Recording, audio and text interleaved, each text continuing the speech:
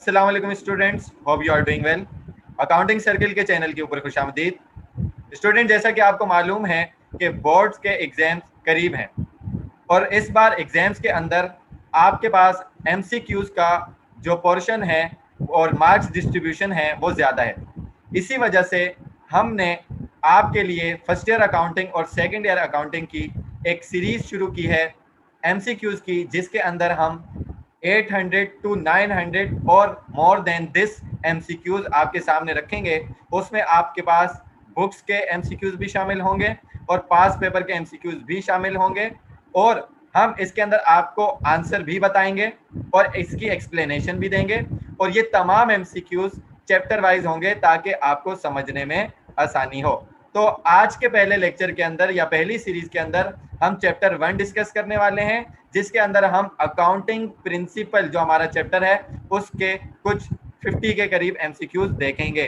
तो स्टार्ट करते हैं। वीडियो को पूरी तरीके से आप अच्छे तरीके से समझें और ज़्यादा से ज़्यादा स्टूडेंट्स को शेयर करें ताकि जिन स्टूडेंट्स को एमसीक्यूज नहीं याद होते या उनकी प्रिपरेशन नहीं है, इसके कॉन्सेप्ट्स नहीं है, तो उनको आसानी से इसकी तैयारी हो सके। तो सबसे पहले हम एमसीक्यूज देखते हैं। कह रहे हैं कि which of the following is a current asset. इन चार ऑप्शन में से कौन सा है जो करंट एसेट है? तो land fix asset, building fix asset, equipment भी फिक्स एसेट है तो मर्चेंडाइज, वो चीज जिसका कारोबार किया जाए, ये आपका क्या है? ये आपका करंट एसेट है। ठीक है जी, तो राइट ऑप्शन डी है। उसके बाद सेकंड में आपको कह रहे हैं कि which of the following is a fix asset. इनमें से कौन सा है जो फिक्स एसेट है? ठीक है, यानी कि लॉन्ग टर्म एसेट है। तो कैश नहीं है क्योंकि करंट एसेट है। सप्लाईज भी आपका करंट एसेट है और बैंक भी आपका करंट एसेट है। इट मींस राइट ऑप्शन क्या है? मशीनरी, जो कि फिक्स एसेट है। उसके बाद आपके पास थर्ड क्या है? Which of the following is not an asset. इनमें से कौन सा है चार ऑप्शन में से जो कि एसेट ही नहीं है? तो अकाउंट रिसीवेबल आपका करंट एसेट है, नॉट रिसीवेबल आपका करंट एसेट है, प्रीपेड एक्सपेंसेस भी आपका करंट एसेट है, अकाउंट्स पेबल आपकी लायबिलिटी है। It means it's a correct option, यानी कि ये एसेट नहीं है, लायबिलिटी है अकाउंट्स पेबल। ठीक है जी। उसके बाद फोर्थ में आपको क्या कह रहा है? फोर्थ में आपको कह रहा है कि भाई विच one of the following is a Contra asset. इनमें से कौन सा है जो कॉन्ट्रा एसेट है? कैश की बात करें तो करंट एसेट, अकाउंट रिसीवेबल की बात करें तो करंट एसेट, अकाउंट्स पेबल की बात करें तो लायबिलिटी। तो बचा क्या? Allowance for bad dates. Contra asset का मतलब वो चीज जो आपके एसेट को कम कर दे। तो जब आप बैलेंस शीट में अकाउंट रिसीवेबल रिकॉर्ड करते हैं तो उसमें से अलाउंस फॉर बैड डेट्स को भी माइनस करवाते हैं, यानी कि वो कलेक्शन जो कस्टमर से नहीं हो पाई, यानी कि इसने आपके एसेट को कम कर दिया। ठीक है जी, तो right option allowance for bad debts है। फिफ्थ में कह रहे हैं which one of the following is a fix liability. इन चार ऑप्शन में से कौन सी है जो कि फिक्स लायबिलिटी है? सैलरीज पेबल करंट लायबिलिटी है, रेंट पेबल करंट लायबिलिटी है, अकाउंट्स पेबल करंट लायबिलिटी है जो कि एक साल के अंदर अंदर पे करनी होती है, फिक्स लायबिलिटी जो एक साल से ज्यादा के अरसे में पे की जाती है, यानी कि बॉन्ड्स पेबल इसका आपका करेक्ट ऑप्शन होगा। ठीक है जी। उसके बाद सिक्स के अंदर आपको क्या कह रहे हैं? Which of the following best describe drawing. चार ऑप्शन में से कौन सा ऑप्शन है जो ड्राइंग को अच्छे तरीके से डिस्क्राइब करता है? Owner invested cash into business, नहीं, ये तो कैपिटल होता है। Withdraw cash from bank for office use, नहीं, इसकी एंट्री तो बैंक क्रेडिट और कैश डेबिट की बनती है, ये तो ड्राइंग ना हुई। डिपॉजिटेड कैश इनटू बैंक, इसकी एंट्री बनेगी बैंक डेबिट कैश क्रेडिट, ये तो ड्राइंग नहीं, ड्राइंग तो पर्सनल यूज का नाम है। It means cash and commodities taken by owner for personal use जो है वो आपका राइट ऑप्शन होगा और ड्राइंग को बेस्ट डिस्क्राइब करेगा। सेवंथ में कह रहे हैं which of the following is not an expense. इन चार ऑप्शन में से कौन सा जो एक्सपेंस नहीं है? सैलरीज एक्सपेंस एक्सपेंस है, रेंट एक्सपेंस एक्सपेंस है, इंश्योरेंस एक्सपेंस भी एक्सपेंस है, प्रीपेड एक्सपेंस आपका एक्सपेंस नहीं है क्योंकि ये आपका करंट एक्सपेंस है। प्रीपेड मींस आपके एडवांसेस होते हैं जो कि आप एडवांस में पेमेंट देते हो, ये आपका करंट एसेट होता है। ठीक है जी। उसके बाद एट्थ में आपको क्या कह रहे हैं? Which of the following is not an income account. इन चार में से कौन सा है जो कि इनकम अकाउंट नहीं है? तो रेंट इनकम आपका इनकम अकाउंट है, कमीशन इनकम इनकम अकाउंट है, सेल्स भी आपका इनकम अकाउंट है, अनअर्न्ड कमीशन इनकम आपका इनकम अकाउंट नहीं है क्योंकि अनअर्न्ड है, एडवांस में आपने पेमेंट ली हुई है, सर्विस नहीं दी, इट मींस ये लायबिलिटी का अकाउंट है, इनकम अकाउंट नहीं है। तो correct option unearned commission income होगा। ठीक है जी। उसके बाद आपके पास कौन सा ऑप्शन? एमसीक्यू नंबर 9 आ रहा है। इन अकाउंटिंग टर्म, अकाउंटिंग की टर्म में परचेजेस मींस, परचेजेस का क्या मतलब होता है? All item purchase on credit, नहीं, ऑल आइटम नहीं। Goods purchase on cash only, नहीं। Goods purchase on credit only, नहीं। राइट ऑप्शन क्या है? Goods purchase for resale purchase, जो सामान आप खरीदते हैं किसके लिए? रीपरचेज पर्पस के लिए, यानी कि बेचने के मकसद से उसको क्या कहा जाता है? परचेजेस कहा जाता है अकाउंटिंग में। तो करेक्ट ऑप्शन आपका बी होगा। 10th में आपको क्या कह रहे हैं? Which one of the following is not an asset account. इनमें से कौन सा जो कि एसेट अकाउंट नहीं है? प्रीपेड एक्सपेंस करंट एसेट है, कैश आपका करंट एसेट है। प्राइस बॉन्ड जब आप खरीदते हो या उसमें इन्वेस्टमेंट करते हो तो ये आपका एसेट होता है। बैंक ओवरड्राफ्ट आपकी करंट लायबिलिटी है, इसका मतलब ये आपका एसेट नहीं है, तो राइट ऑप्शन इज डी यानी कि बैंक ओवरड्राफ्ट। उसके बाद 11th एमसीक्यूज में आपको कह रहे हैं which of the following statement is correct, इनमें से कौन सी स्टेटमेंट है जो कि ठीक है। A allowance for bad debt is an expense account, नहीं, कॉन्ट्रा एसेट अकाउंट है। Building is a current account, नहीं, फिक्स अकाउंट है, गलत।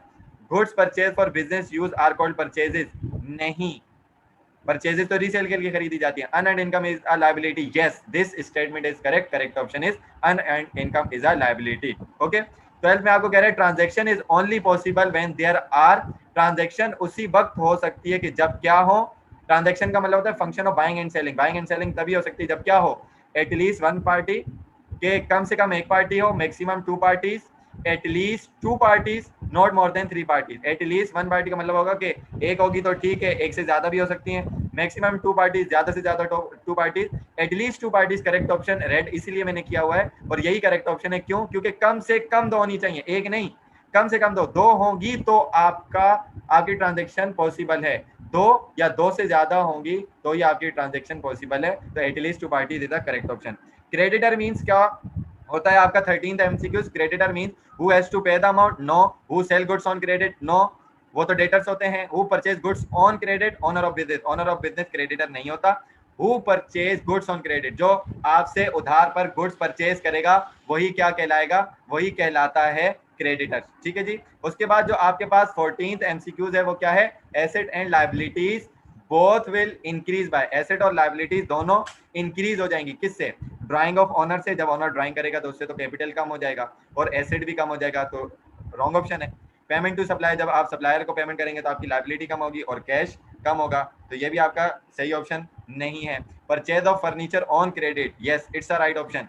समझाता हूँ अभी, purchase of merchandise on credit आपका करेक्ट ऑप्शन नहीं है, क्योंकि परचेज डेबिट कैश क्रेडिट होगा तो एक्सपेंस बढ़ेगा और एसेट कम होगा।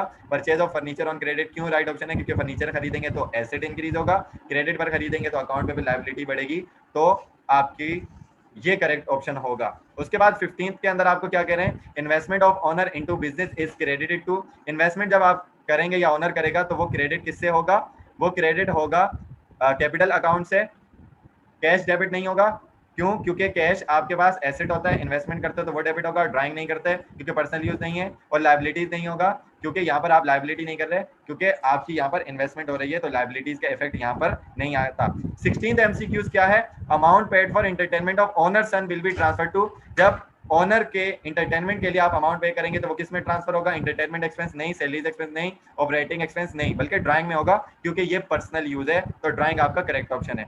17th में आपको कह रहे हैं कि आप brief explanation put below a journal entry is called, journal जब आप बनाते हैं, एंट्री रिकॉर्ड करते हैं, उसके नीचे जो एक्सप्लेनेशन देते हैं उसको क्या कहा जाता है, पोस्ट रेफरेंस नहीं, वो तो अलग से कॉलम होता है, पोस्टिंग नहीं, वो जर्नल से लेजर में की जाती है, बैलेंसिंग नहीं, नरेशन कहा जाता है, तो करेक्ट ऑप्शन सी है। 18th एमसीक्यूज आपके पास क्या है, 18th एमसीक्यूज में कह रहे हैं accounting is often called, accounting को ये भी कहा जाता है language of education, language of routine life, language of business या language of computer, language of business, accounting is the language of business is a correct option.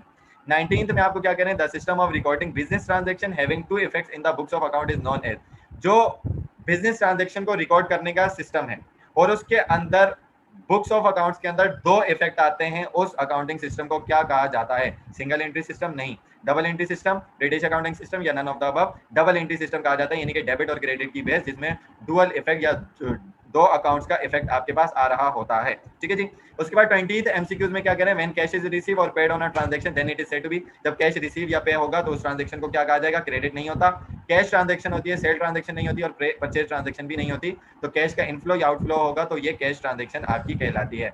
उसके बाद next MCQs कह रहे हैं कि व्हेन सेलेबल गुड्स जो हैं वो परचेज की जाए, are purchase in a business it is termed as, जब सेलेबल गुड्स, आपने ऊपर भी एमसीक्यूज पढ़ा कि अकाउंटिंग में परचेजेस का मतलब सेलेबल गुड्स ही होता है, तो जब वो बिजनेस में परचेज की जाएंगी तो उसको क्या सेल कहा जाता है, क्या एक्सपेंस कहा जाता है, परचेज कहा जाता है, एसेट कहा जाता है, उसको परचेजेस कहा जाता है, ये आपका करेक्ट ऑप्शन है। उसके बाद नेक्स्ट एमसीक्यूज में कह रहे हैं कि which of the following is incorrect, कौन सी स्टेटमेंट है चार में से जो कि इनकरेक्ट है, गलत है।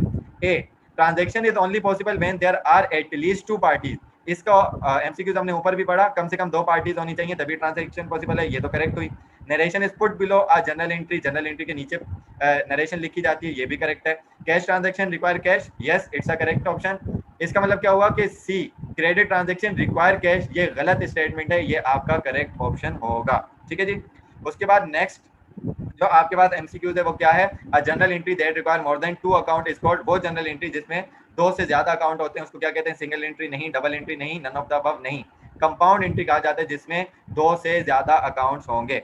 उसके बाद आपके पास एमसीक्यूज में क्या कह रहे हैं, if an account shows a credit balance that account represent, ऐसा अकाउंट जो क्रेडिट बैलेंस शो करे उस वो अकाउंट कहाँ रिप्रेजेंट होगा, या उसको क्या कहा जाएगा, लायबिलिटीज, ऑनर सिक्योरिटी या रेवेन्यू या ऑल ऑफ द अबव। देखें लायबिलिटीज का भी क्रेडिट बैलेंस होता है नॉर्मल, ऑनर सिक्योरिटी का भी, रेवेन्यू का भी, इसका मतलब करेक्ट ऑप्शन आपका डी होगा, यानी कि all of the above.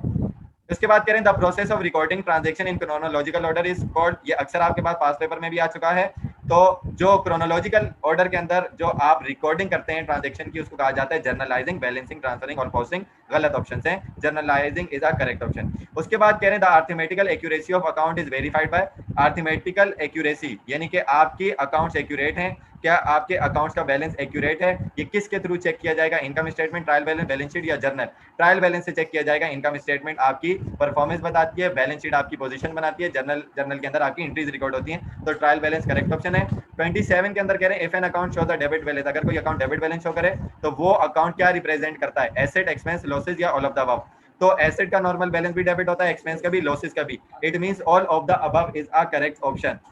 Next आपको कह रहा है which of the following best describe asset, इनमें से कौन सा ऑप्शन है जो एसेट को डिस्क्राइब करता है, तो cash, account receivable, bank overdraft, तो बैंक ओवरड्राफ्ट लायबिलिटी आ गया, गलत ऑप्शन है।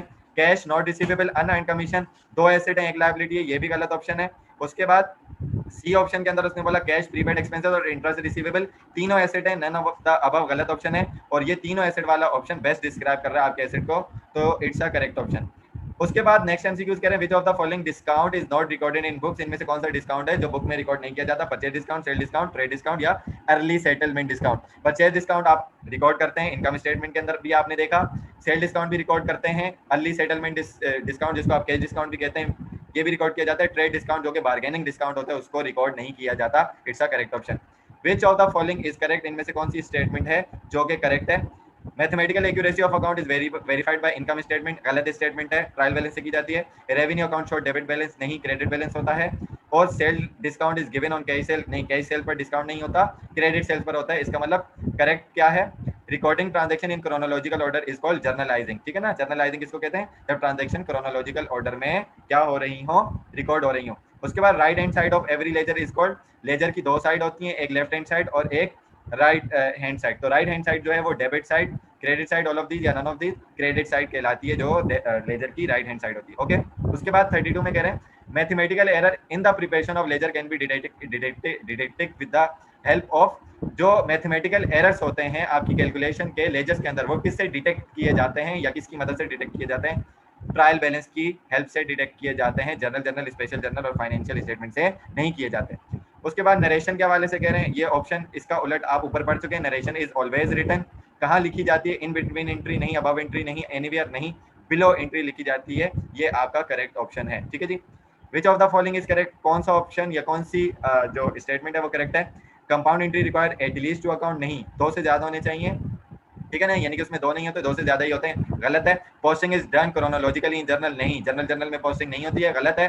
Capital is equal to asset minus net loss, गलत है। Debit mean left hand side of every ledger, ठीक है ना, हर लेजर का जो लेफ्ट हैंड साइड है वो क्या कहलाता है, डेबिट कहलाता है, ये आपकी करेक्ट स्टेटमेंट है। 35 में कह रहे हैं which of the following best describe sale, इनमें से कौन सी स्टेटमेंट है जो कि सेल को बेस्ट डिस्क्राइब करती है। ओल्ड ऑफिस इक्विपमेंट सोल्ड, नहीं। Merchandise sold on credit only, नहीं। Merchandise sold on cash only, नहीं। Merchandise sold on cash and credit जो है वो बेस्ट डिस्क्राइब करती है आपकी सेल्स को। Okay. Furniture purchase for personal use of owner should be transfer to, जब ऑनर के पर्सनल यूज के लिए फर्नीचर खरीदा जाएगा तो वो कहाँ ट्रांसफर होगा, ड्राइंग में, फर्नीचर अकाउंट में, फिक्स एसेट में या फिक्सचर में। फिक्सचर अलग ही एसेट है, गलत ऑप्शन है। फिक्स एसेट में रिकॉर्ड नहीं किया जाएगा, फिक्स एसेट तो फर्नीचर है लेकिन पर्सनल यूज के लिए जा रहा है तो ड्राइंग अकाउंट में रिकॉर्ड होगा, तो ड्राइंग अकाउंट यानी कि ए आपका करेक्ट ऑप्शन है। उसके बाद 37 में कह रहे हैं कि every business transaction affect, business की हर ट्रांजैक्शन अफेक्ट करती है किसको, एग्जैक्टली 2 अकाउंट्स को, एटलीस्ट 2 अकाउंट्स को, एटलीस्ट 1 अकाउंट को या नॉट मोर देन 2 अकाउंट्स को। कम से कम भी 2 अकाउंट को करेगी तभी तो डेबिट और क्रेडिट का इफेक्ट आएगा, तो एटलीस्ट 2 अकाउंट्स वाला ऑप्शन आपका करेक्ट ऑप्शन है। उसके बाद 38 एमसीक्यूज में कह रहे हैं left hand side of every ledger is called debit side, ऊपर भी पढ़कर आ गए, ठीक है, इसको मजीद एक्सप्लेन करने की जरूरत नहीं। 39 एमसीक्यूज में क्या कह रहे हैं, decrease in cash will be shown on, अगर कैश डिक्रीज होगा तो वो कहाँ शो होगा, credit side of cash account, any side of cash account, debit side of cash account या none of above, credit side पर आएगा क्योंकि कैश एसेट है, एसेट कम होता है तो क्रेडिट साइड पर आता है। उसके बाद आपको 40th एमसीक्यूज में क्या कह रहे हैं, owner invested cash into business, business में कैश इन्वेस्ट किया तो कहाँ शो होगा, भाई इसकी एंट्री आप बना लें कैश डेबिट कैपिटल क्रेडिट, तो आपका करेक्ट ऑप्शन क्या हुआ, debit of cash, cash debit हो जाएगा और क्रेडिट क्या होगा, कैपिटल का अकाउंट हो जाएगा, क्यों, ठीक है जी। और ये तीनों ऑप्शन गलत हैं कि कैपिटल डेबिट और कैश क्रेडिट, ड्राइंग डेबिट और कैश क्रेडिट और कैश डेबिट और ड्राइंग क्रेडिट, ठीक है जी। 41th एमसीक्यूज के अंदर आपको क्या बात बोली जा रही है, sold merchandise on credit will be shown on, जब आप मर्चेंडाइज क्रेडिट पर सेल करेंगे तो कहाँ शो होगा, कैसे शो होगा या कैसे एंट्री बनेगी, बना ले एंट्री, उधार पर बेचेंगे तो sales credit, account receivable debit, इसका मतलब account receivable debit, sales credit, option C correct है, कैश डेबिट और सेल अकाउंट क्रेडिट गलत है, अकाउंट रिसीवेबल डेबिट और मर्चेंडाइज अकाउंट गलत है, अकाउंट्स पेबल डेबिट और सेल अकाउंट भी गलत है, ठीक है जी।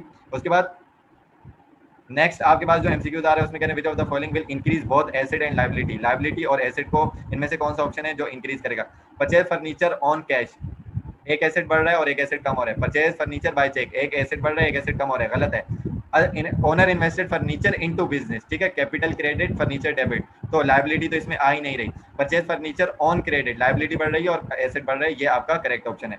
उसके बाद नेक्स्ट एमसीक्यूज में कह रहे हैं which of the following will decrease both asset and liability, asset को भी कम करेगा और लायबिलिटी को भी कम करेगा, sold furniture on credit, furniture कम हो जाएगा, आपका एसेट बढ़ जाएगा क्योंकि क्रेडिट पर बेच रहे हो, account receivable, paid account payable by cheque, account payable cheque से पे किया, बैंक क्रेडिट, एसेट कम हो गया, अकाउंट पेबल लायबिलिटी है, लायबिलिटी कम हो जाएगी तो डेबिट, ये आपका करेक्ट ऑप्शन है। Sold furniture on cash, cash आएगा एसेट बढ़ रहा है, ठीक है, और एक एसेट कम हो रहा है, गलत है, deposited cash into bank, Contra entry बनती है कैश डेबिट बैंक क्रेडिट हो जाएगा, sorry bank debit cash credit हो जाएगा, तो एक एसेट बढ़ रहा है एक एसेट कम है, तो ये आपका गलत ऑप्शन होगा।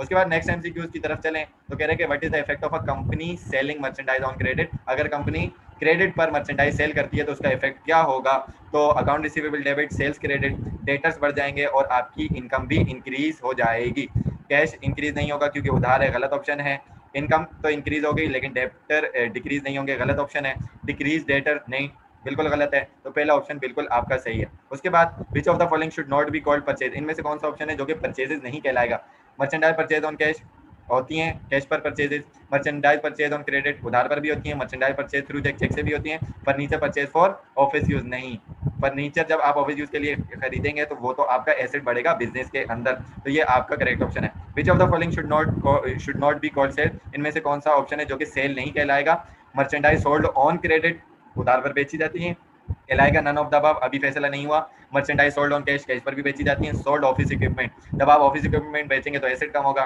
कैश पर बेचे तो कैश बढ़ेगा, तो इसको सेल नहीं कहा जाएगा क्योंकि इसमें एसेट की कमी है, ठीक है जी। लास्ट एमसीक्यूज है हमारा, which of the following is correct, कौन सी स्टेटमेंट है जो कि करेक्ट है, bank overdraft is a current asset, नहीं भाई लायबिलिटी है, fix asset give benefit for less than 1 year, नहीं एक साल से ज्यादा का बेनिफिट देते हैं, current liabilities are payable one after 1 year, current liabilities एक साल के बाद पे की जाती है, नहीं एक साल के अंदर अंदर ही पे की जाती है, it means none of the above का ऑप्शन आएगा क्योंकि बाकी सारी स्टेटमेंट गलत हैं। सो आई होप ये पहला चैप्टर आपको अच्छे तरीके से समझ में आ चुका होगा, अगर इसमें कोई एमसीक्यूज आपको समझ में नहीं आता तो आप कमेंट सेक्शन में क्वेश्चन करके पूछ सकते हैं।